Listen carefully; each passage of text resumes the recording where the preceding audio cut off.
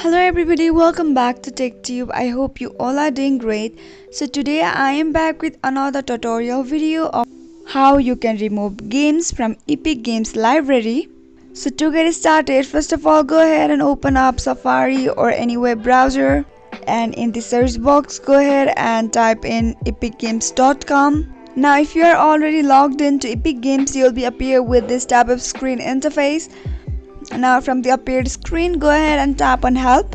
Now go all the way down and tap on contact us. Now here you can just complain to Epic Games to remove your games from the library. So here in the region section you can just choose any option. Now here you can describe your problem. Once it's done you can just submit it and you'll be getting the response soon, and within few days or hours your games from Epic Games library will be removed.